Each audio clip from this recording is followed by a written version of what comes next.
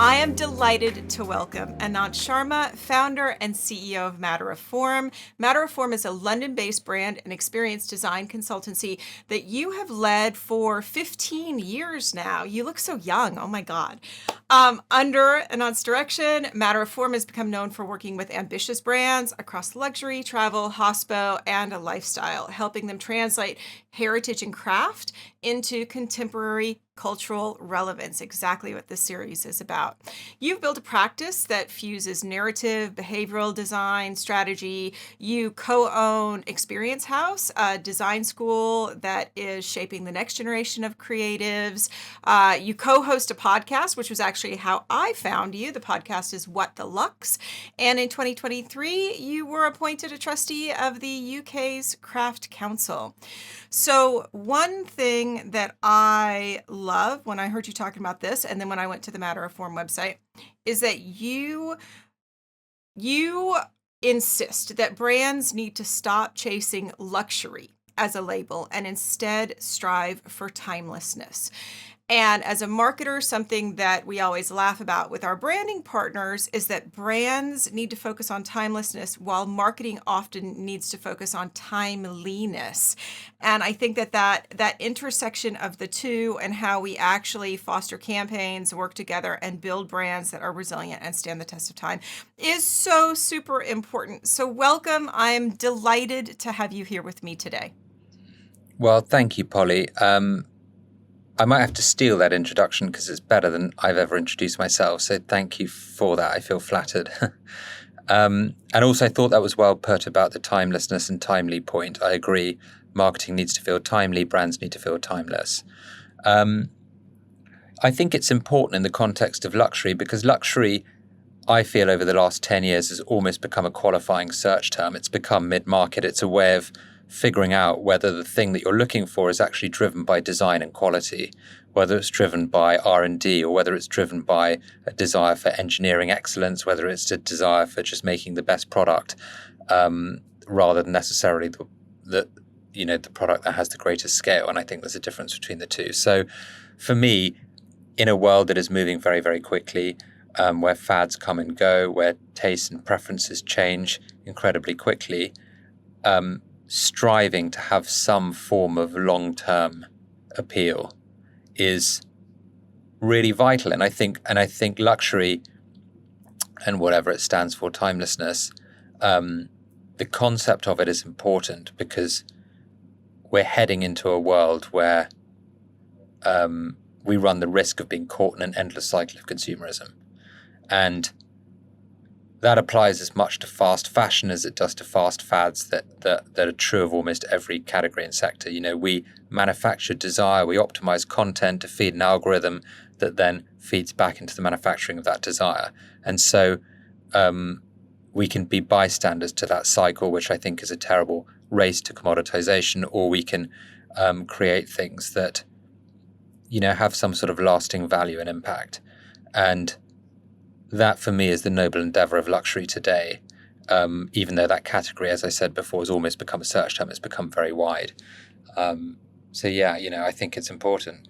I think it's interesting because whenever we use the word luxury when we're working with a brand, we say that's never a public-facing word. Like if you want to use that language somewhere, in internal docs or just in slang in the background because you're working quickly and everybody understands it, that's fine. But luxury nowadays feels, I'm just going to say, it feels very crass. Like anyone who works in luxury spaces or particularly in hospitality spaces, I think feels this sense that there's more to good brands, timeless brands, than slapping a big ticket price tag on it. So you've had 15 years, though, working with Matter of Form and working with these brands. Like, was this a conviction that evolved over time? Like, did you get in, say, I have a book that's been in my bookshelf for 25 years that's How to Be a Graphic Designer Without Selling Your Soul. Like, did you actually get into agency work with a different perspective on brand building, and then you saw something over time that brought you to this point that you're like, we can't build junk, we can't build consumerism, even if it does have that high price tag on it? My journey's been an interesting one. I barely ever worked in an agency, and I didn't work in the world of luxury.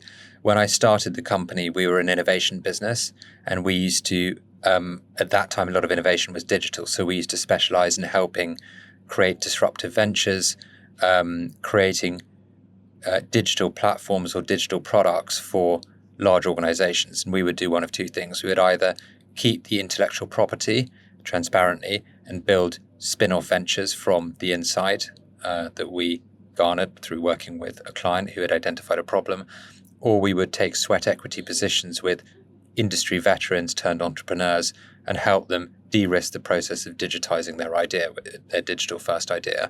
And so, the first third of my career was innovation. And like I said, that mostly meant digital innovation. The second period of my career was moving into doing that for larger organizations and moving away from the sweat equity / incubation model, which is emotionally draining and doesn't lead to a prosperous life. I'll put it that way.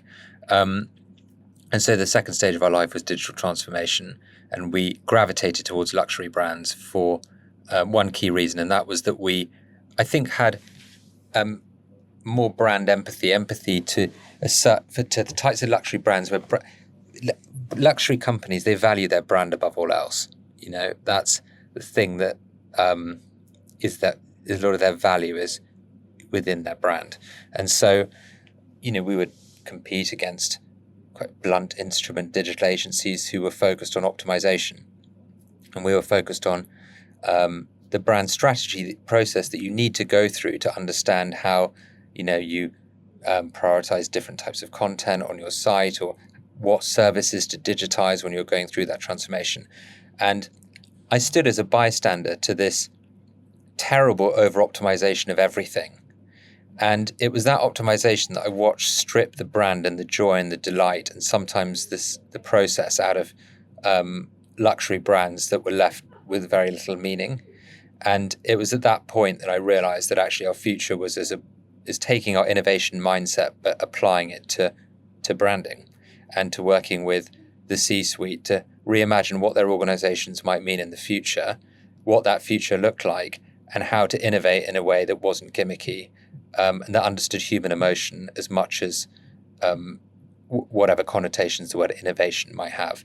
And so, we moved into what we do. The pathway was from innovation through digital and into brand, and then the innovation mindset and our background gave us a framework for thinking about brand experience that was more choreography than brand book. And so, looking at the sequence of touch points in every interaction and the behavioral dynamics that sit behind each of those interactions, and then the sort of connective tissue that joins all of those interactions together, and the concept of value that all of those things, when working in harmony, with the concept of value that all creates. So I want to talk about the choreography, but I actually want to go back to something you said. So our take on it was always that we wanted to be able to do good work. Like we actually wanted to be able to live up to our potential and grow. Like that notion of being one of those people, as you say, who sit there. And I know the kind of agencies that you're talking about, that everything has the soul optimized out of it. Like there was one moment when I got so frustrated that on our site, the tagline, this was years ago, that was like, we build wine brands with soul. I was like, you know what? If there's not something there, if there's not I mean, we can say a sense of timelessness, but if there isn't a reason for being that sits behind what you're doing, it actually can make it really, really difficult to work well with clients and to be on the same page, and ultimately to work in a long relationship with them. Because like wine or luxury, wine, hospitality, anything that's craft based, what we want to do is we want to make certain that we aren't diluting that brand through keyword optimization bullshit and ads that get the fastest turnaround tomorrow, but are absolutely demolishing the brand over time.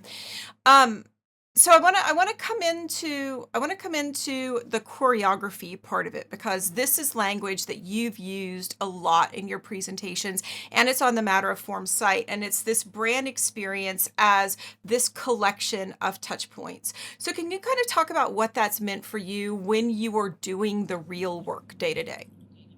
Yeah, I think it's worth just setting some context to the comment, and it's we used to live in a much flatter world. You know, we perhaps, we had a billboard that advertised our brand. We had a brand book that provided governance on how that brand should work in different contexts.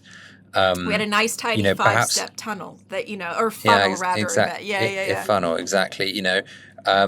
We knew we had maybe a clearer sense of where our audience was, and when our audience was different, we could adapt our message slightly to cater for the needs we knew were appropriate to them. But in a digital first world, we're sort of exposed online, aren't we? We have to have a pretty clear sense of who we are. But by having that very clear sense of who we are, enabled by digital, we also have access to a global audience. So the tables have sort of switched a little bit, right? Sort of we have a bigger audience, but we have to have a more narrow niche. And we have to have the confidence to do both of those things. With all of that, you know, we have to consider how we interact with brands. We're not just looking at a billboard. We're not just looking at one place. We move through a journey, a dance with the brand. And we have more touch points than ever before.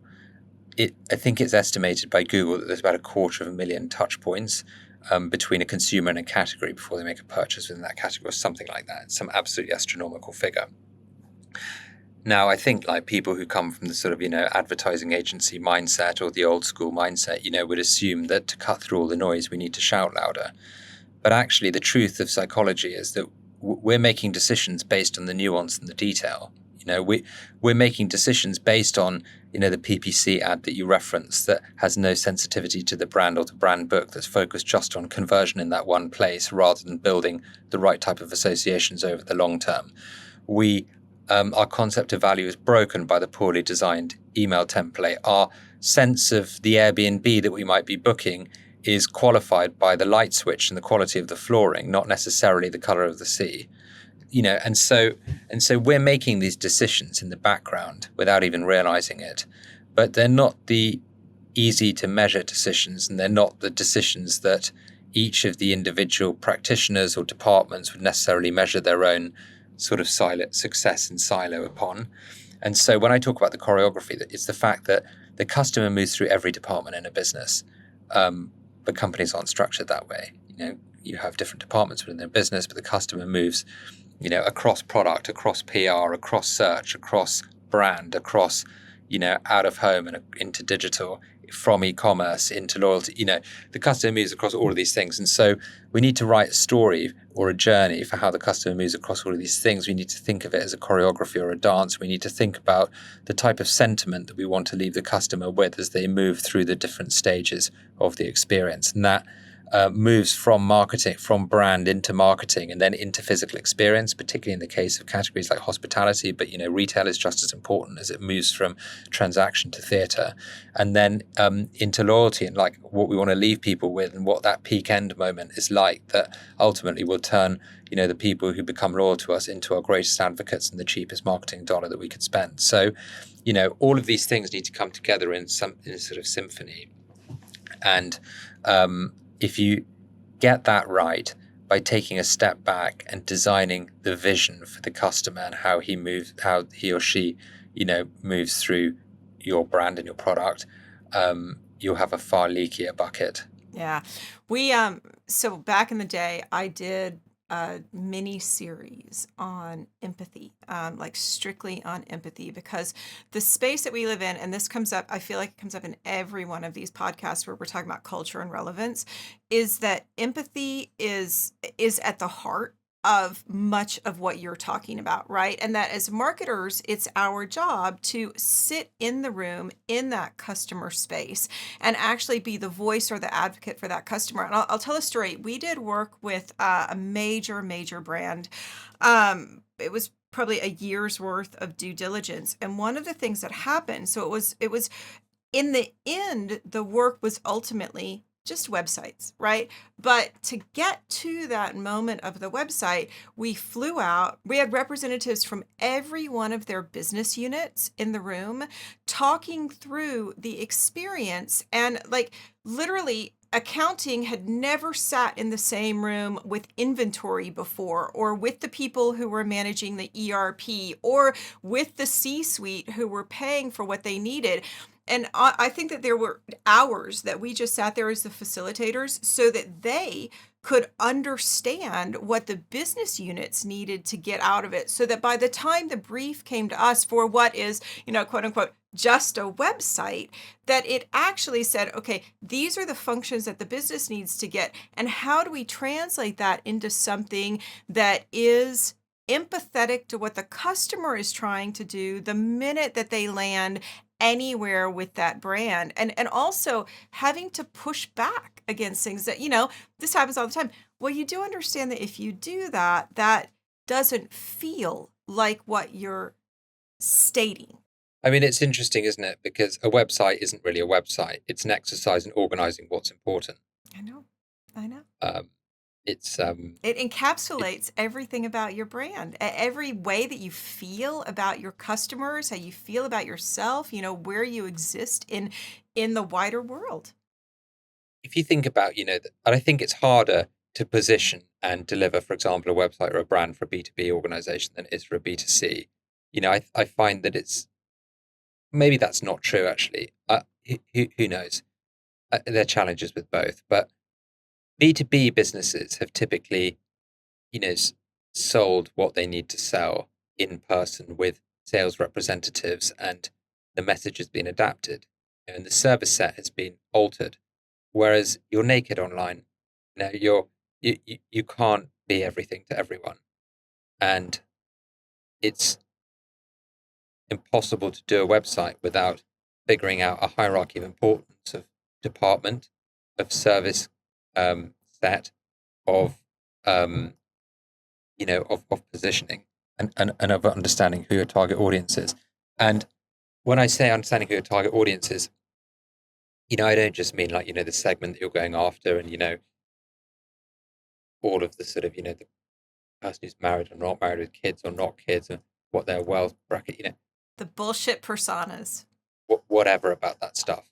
Um, what's really important is seeing the world through the eyes of your customer. And there's a definition of an insight that's always stayed with me, and that is an insight is the difference between what people say and how they act.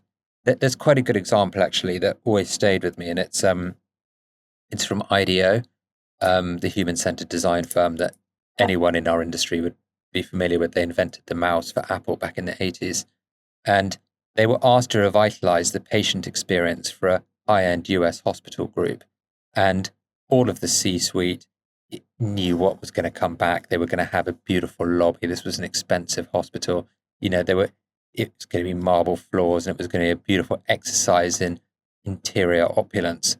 And IDEO came back and they played a video that was just of the ceiling for 6 minutes in a boardroom, and all of the board members and exec leadership were outraged. What is this video? It was a cracked yellowing ceiling. And, I think their point was, 60% of your customers, this is what they see when they're wheeled into a hospital, or whatever the percentage was, I'm sure, perhaps a bit less than 60%.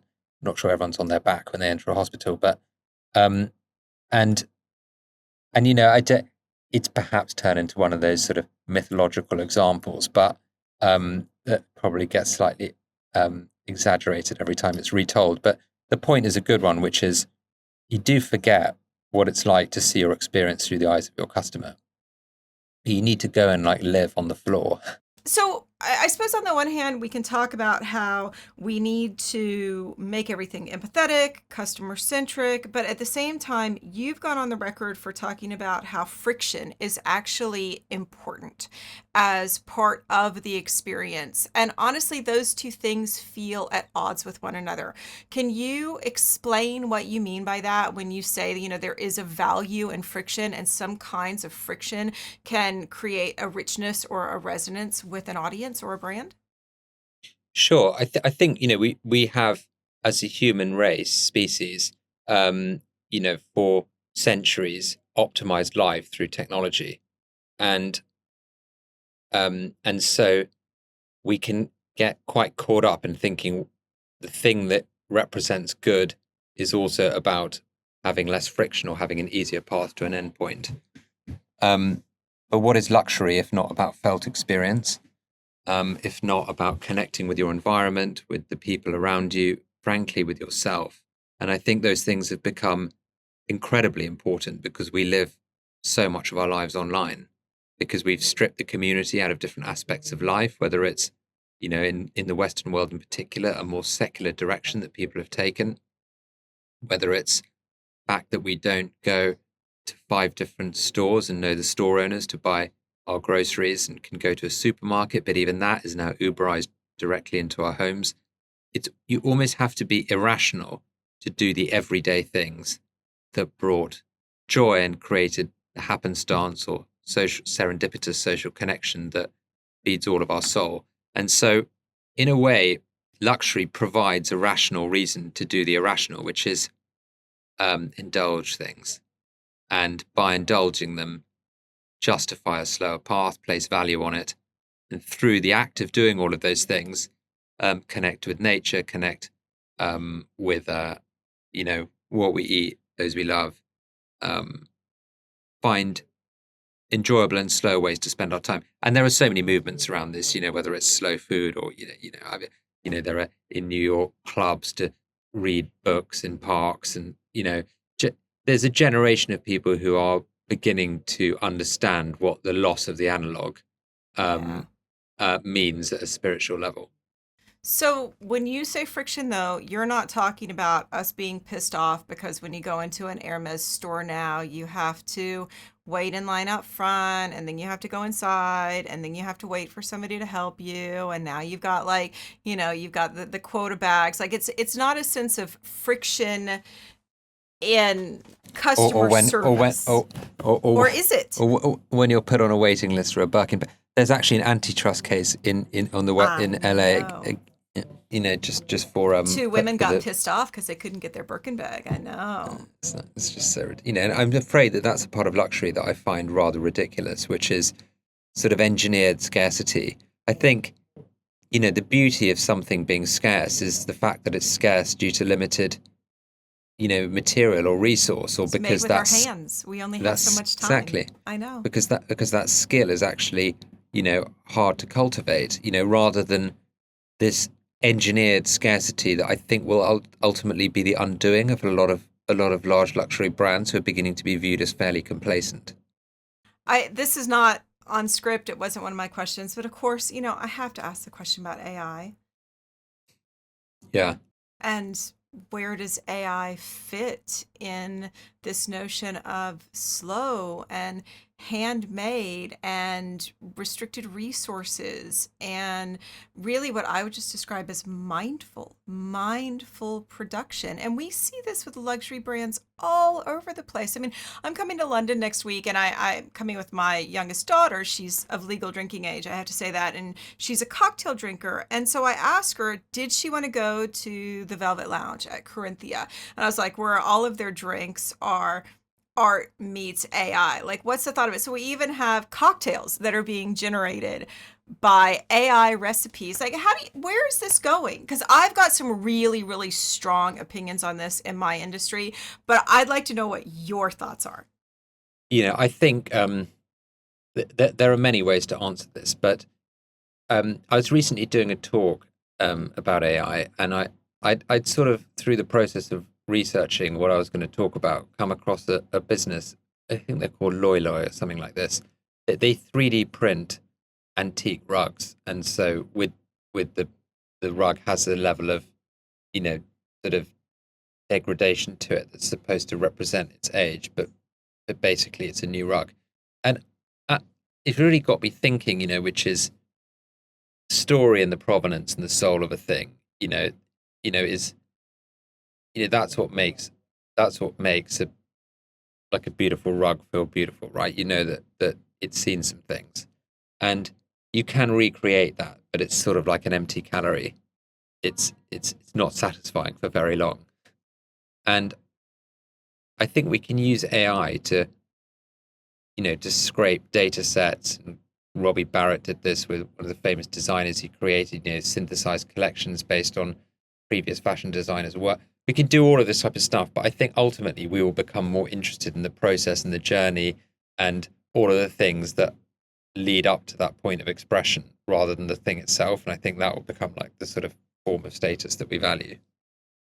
Well, there are AI artists who argue that there is craft in their ability to produce. I don't know if you remember the case maybe 18 months, 2 years ago, where I think it was in Colorado, an AI piece of art won at an art jury, and there was absolute outrage of it. And of course, we've just had like Cannes Lions and the issue with AI ads that have then had to be stripped of the awards that they were given. So, how do people who have a love affair with the things that are handmade, that are timeless, that are created so that we can pass them down to our grandchildren's grandchildren, right? How do we counter that argument that they're like, but it takes skill? It takes skill and craft, and I'm trying to build something beautiful as well, but I'm using AI to do it. I think it's a crisis of meaning, Holly. I think there's no easy answer. I think it's become so difficult to create a rational reason to do the harder thing, which is Yeah. spend more money on the handmade, or even to learn how to make the thing with your hands. And I think the more technology optimizes life, the harder it is to clutch onto those rational reasons for doing what you do. But when you find one of those rational reasons, I find people really clutch onto them. I did a podcast with Kef, the speaker company. They make amazing audio equipment, and we got into a conversation about you know digitization of audio, and which they're embracing.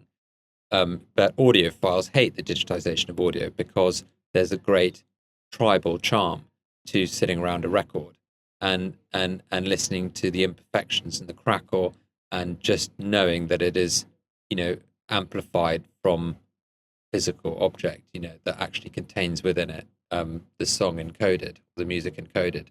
And that those are often choices that the artists have made. I mean, artists select recording environments for how literally that environment impacts the final recording. And my same daughter can talk to you about the what is it? It's Portishead's Dummy album that got beaten to shit right before it actually went to print, because and it got like run over and all of these things to give it a very specific sound that creates something that is wholly unique, again, from sort of a, sorry Swifties, but kind of that pop soullessness of it, that is so smooth and so refined. I'm completely getting off topic because there were so many things that I wanted to talk with you about.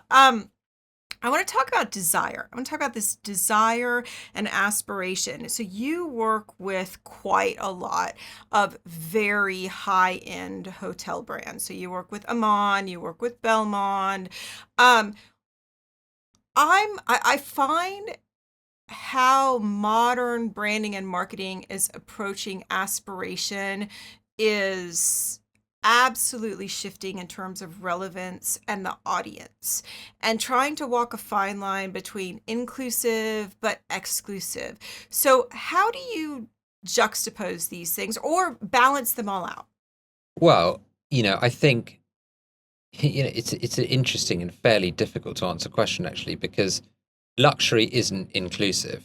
But nothing really is. Nothing that gives people a sense of belonging is inclusive, and that's the great quandary of it all. You can be, um, you know, um, we were working a while ago on a on like a members club that was focused on social well-being, and it's ironic because you're a members club, so you're exclusive, but you're about people brought together by a desire to, help sort of inclusion. And so, there are always going to be these tensions, but what we're really all looking for is to find a common thread between those we gather with, and to have that as a starting point to connect with each other, to have some sort of shared interest or shared spiritual values. And so, you know, And of course, different degrees of wealth are, of course, going to play a part in shaping people's life experiences and obviously enabling them to do certain things and not do other things. That's just a truth of capitalism that we can't ignore. And luxury is not that inclusive because it tends to be the preserve of those who can afford it. But, the subsets of that. But you can have a timeless brand, just to be fair, you can have a timeless brand that's not a luxury brand. Like the one that comes to mind, I know it's quite tropey, but you think about Patagonia, right? That Patagonia feels like a brand that absolutely is timeless. And or what they've stood for. Ben and Jerry's, funnily enough, especially with everything that's going on this week, Ben and Jerry's is 100% a timeless brand within its category, and there's nothing that has to do with luxury at all. But buying Ben and Jerry's right now for some people is in fact a political act. Yeah, yeah, that's very interesting. I mean, timeless brands are brands that have a strong sense of self and a focus on quality and pushing things and doing the best that they can possibly do and caring about design and the psychology of the experience, and leaving people feeling a little bit better about the act of consumerism they've engaged in. Someone once said every act of consumerism is an act of self-expression. It's true. We don't need any of this stuff, but we do it because it gives us joy and allows us to express ourselves. It engages us. It gives us delight. And so, I think we need to be honest about that and then buy into brands who care about that. And for me, that's really important. And you can have, a great value exchange with these brands and have great experience and sort of, I don't know, the portfolio of products we buy and the experiences we wear almost as if they are products on our social feed these days, or, however else these are ways of signaling, expressing, and connecting. And I think it's I actually really like it. In the beginning, you were talking about how, it used to be back in the day, or if you're doing B2B sales, you're in front of somebody and you can adapt the messaging on the fly to what they need to hear. But now we need to have messaging that is accessible to, but also visible to all audiences.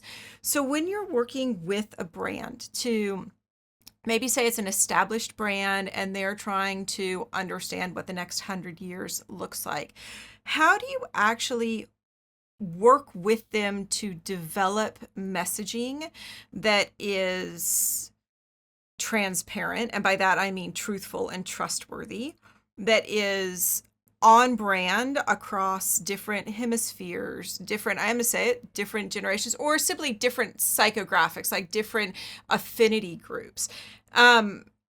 Is there, where do you stop and say you're trying to reach too many people or do too many things? Yeah, I think obviously we work with luxury brands, whether we like the term or not, and I dislike it, but I have to use it to position what we do. We work with brands that are premium or luxury, and most of them have some sort of maverick spirit at their heart. They have a founding spirit. They have a strong personality. They have someone who wanted to do something differently. That's as true of Louis Vuitton. Yeah, and they were innovators, and they had eccentric personalities. And Louis Vuitton, invented round luggage that could roll onto your horse and cart. Ettore Bugatti made a car. Someone tried to return it because the brakes failed. He said he made cars to go, not to stop, and ushered the person out of his factory.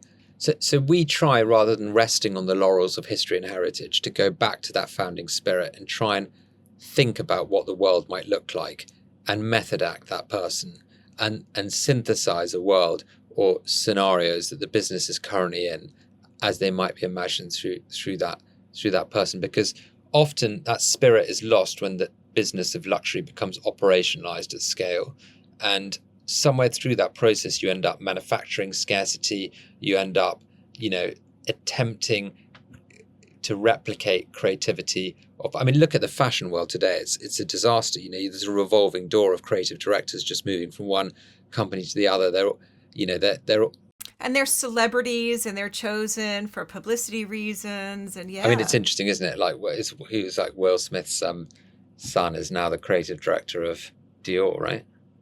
As of the other day. No. Yeah. Oh, that's very interesting. It's Okay, fairly well, interesting. whatever. I haven't really looked into it enough to have that much of an opinion on it, other than I was surprised. And but the point of all of this is that you need to go back to go forwards, and you need to look at that spirit. And you need to have a bit of fun with what the world might look like today, and what that person might be doing if they're around today. The second thing you need to do is think about what business you would be in 100 years, and take a really long view, and then start cycling back from that. Because people today, there's a very high level of job churn, there's a very, very near term perspective on what good looks like, and that results in a 1 or 2 year view, and that actually strips the ambition out of the strategy. And so I think take a really long view and then work back. I agree with all of that. I love that what you said about heritage, because this notion, of the implicit versus the explicit, like the what can we understand about what that founder's vision was, and why do we actually need to have that at the core of our brand. So I saw the head of digital innovation for LVMH, a woman named Letitia, oh shit, I just completely Roche Grenay. Talk about this. She was talking about, of course, because LVMH has the big innovation hub. They've got all of the basically like startups who participate in it, and they don't control the houses in an umbrella fashion, right? Every house gets to make their own decision. But what she was saying is that, of course, they're presented with an absolute ton of ideas, and that every house has to look at it and determine, is this an innovation that is in line with what you're talking about, which is that original spirit of the brand. So is this an innovation? Is this a decision? Is this a move that would have been made by our founders? I think that a lot of my clients would struggle with that, though, because they're that's not why they went into the wine business. I mean, like, if we look at the wine business, it's a lot of people who made a lot of money. I mean, it's not all, right? Of course, this is such a generalization. We've got gorgeous heritage brands in wine, and some of them are really struggling with understanding what that heritage play looks like. But we also have a lot of them who are like, I love wine and I made a whole lot of money in tech, and I'm going to go out and build myself a winery, and I'm going to buy some land in Napa. And that's really hard because they didn't start with a dream or a spirit or a goal, or, they started with a romantic ideal of owning a winery. Yeah, I mean, that's America is very different to Europe in that respect, in that, owning a winery is like a form of status, and it's a vanity project, and that's not to say the wine isn't great and that these aren't amazing endeavors, but you just don't have that to the same effect in Europe. Which is the very old winemaking families that have treated it as a form of agriculture, really, and so it's very, very different, and so these stories do tend to exist in a different kind of way in European luxury, just by being just older and more rooted in tradition in the past. And there are many positives and also many negatives to that, that can be quite asphyxiating. But I mean, I think it comes back to something that you said about curiosity, right? I think that my experience has been the best brands that evolve. And if you want to use the word innovate in the true sense of the word, the brands that innovate are either led by or have fostered an internal culture of curiosity. Like, I think that the curiosity part of it is so vital. I interviewed Max Cantiglia this week, and one of the things that he was talking about, because we're talking about like spatial web and metaverse and all of these things like this, is that you don't have to ship everything that you do. You can try things, you can learn about things, you can experiment with something behind the scenes to see what can it do for you, and does it resonate internally. You don't have to do everything, and I think this is a real issue that we have right now with the world living online, is this sense of, if I do something, I have to talk about it, as opposed to, what, my team can be curious, and we can invest in training, and we can invest in experimentation, and that even that quote of fail better. It is okay to try things and it not work. And that's so much more essential than never trying anything at all and ending up being these brands that were relevant to our parents' generation, but none of us have ever heard of. I think you need a controlled demolition zone. You need to understand that innovation is inherently wasteful, and you need to create a culture that celebrates or doesn't become disheartened by failure. I know everyone talks about, it's very popular in culture, isn't it, to talk about failure being a great thing. If failure is not a great thing, but there needs to be a tolerance for failure, and what's really important in the failure being a great thing point is not the fact that failure is great, but rather that it shouldn't stop you not trying, and for a lot of internal teams, that you feel like you are not going to lose your job because you made a recommendation or because you've tried something or because you've experimented. I mean, I do think that we lose a lot of creative spirit in businesses where, especially if we're going to talk about generationally, I think it was World Economic Forum a few months back that did a breakdown. It might have been HBR that did a breakdown on the need for leadership, for like literally bringing younger people into leadership roles simply because of the relevance and creative spirit that they can bring to their organizations. And we can't grow if we're afraid to fuck up. yeah, exactly. That wrap up question that I have to ask, like if you're looking at those brands who are walking in the door right now and you've got advice for the one brand that says, okay, I'm here for the long haul, like make it happen. You do your magic and tell me what you need from me. Like, what is the advice for that brand who wants to be here in 50 and 75 years? Where do they start on that path? If you're starting a brand today from nothing, I would go back to my definition and insight, which is observe how people behave and try and evaluate the difference between how they behave and what they say, because in that gap is opportunity. And understand what that opportunity is, and then don't let it go.